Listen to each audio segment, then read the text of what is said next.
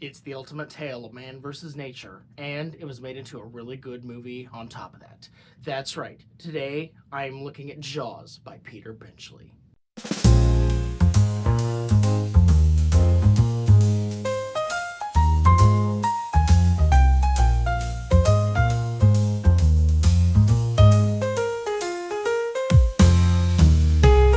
Welcome back to BG's Books. I'm Mr. BG, and today I will be reviewing Jaws by Peter Benchley.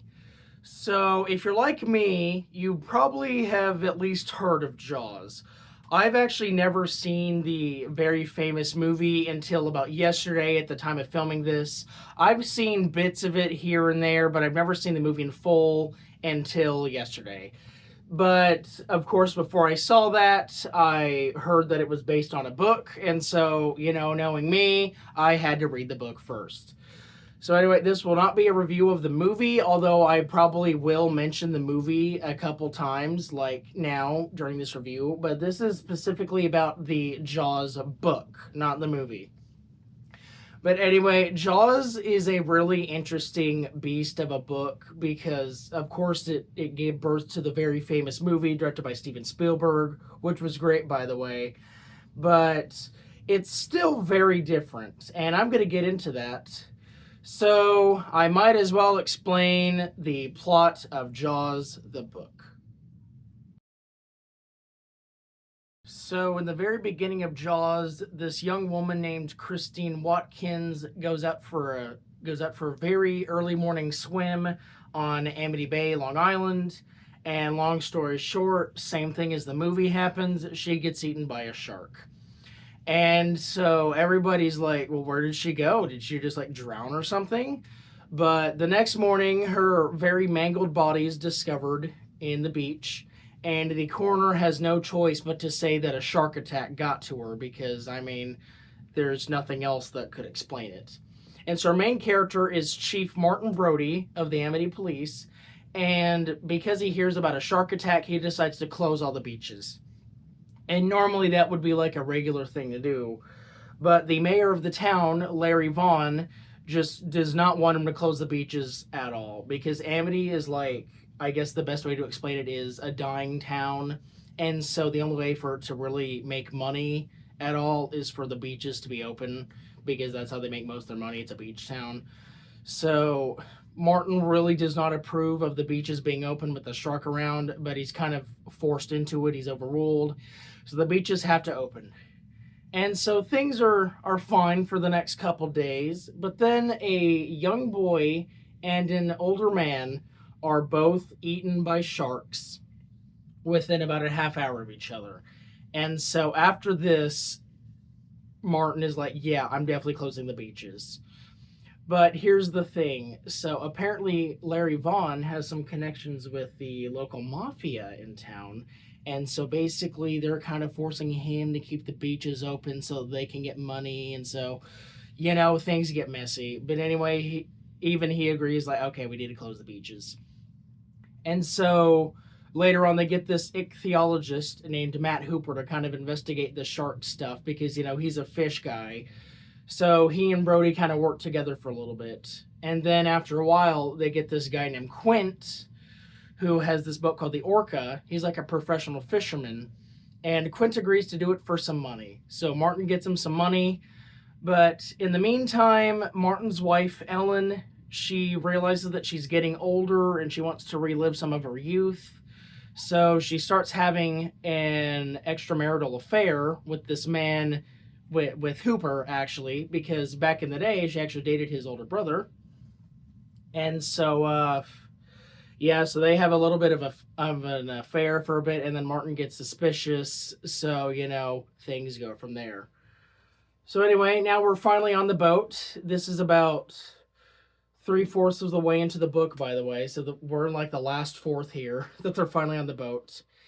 And they can't find the shark for about 3 days. But on the third day, Hooper decides to get one of those diver cages. And he's like, I'm gonna get super up close and personal. I'm gonna kill the shark myself. And Brody and Quint are kind of like, no, that's a stupid idea. That's just a way to off yourself, basically. But Hooper is is just convinced. So like, okay, fine. So anyway, they try to lure out the shark with these hook things, these harpoons, and that doesn't work. So then Hooper decides to go into the diver cage. But long story short, while he's trying to kill the shark eats through the cage and eats and kills Hooper. So bad news for them. So basically, Quint and Brody return home, and then Quint's like, I don't even care about the money anymore. I just want to kill this shark.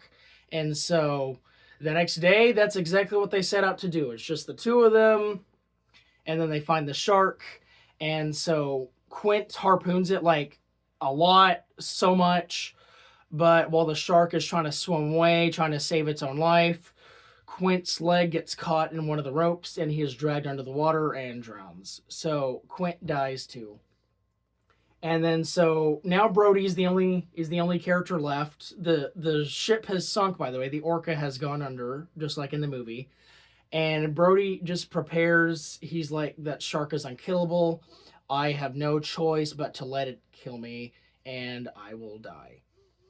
And so he closes his eyes to prepare for death.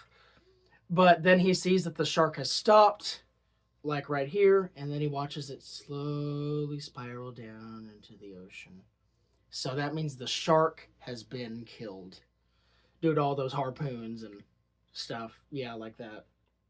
So then, as the only survivor who has just survived a shark, Brody gathers his thoughts and swims safely to shore.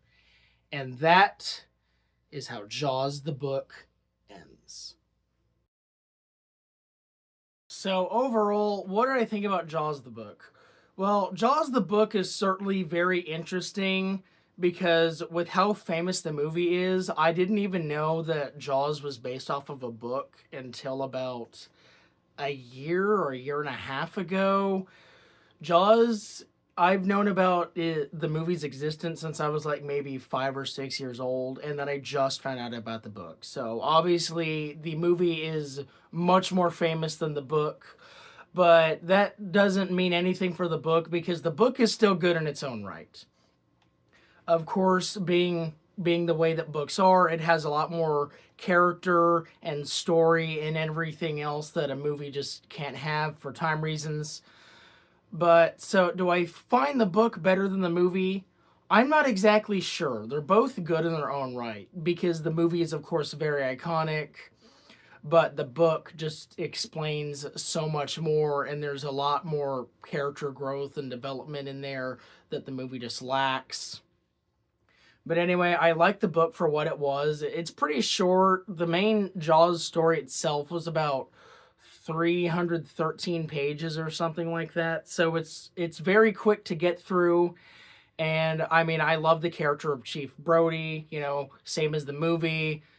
Chief Brody is just looking out for everyone's safety and everyone just keeps undermining him. But in the end, he is proven right because, that shark is very dangerous and they just have to kill the shark in the end. So anyway, I found Jaws pretty cool. There was like a weird part that I mentioned, so I guess this is a little bit of a spoiler about with Brody's wife having an affair with Brody. No, Hooper. Sorry, not Brody. So there was that weird part that they cut out of the movie entirely, which I thought was good because that there was an entire like hour-long chapter dedicated to just her affair with Hooper. And to me, it just added nothing to the story. It wasn't about the shark at all at that point. It was just her affair with Hooper, and that was it. And then they never bring it up outside of that. I mean, she does feel guilty, like, towards the end, but after that, that's it for the affair. There's, like, nothing about it after that. So that was certainly a weird part. I will say I would cut that if I was Peter Benchley writing the book. So I would have cut that part.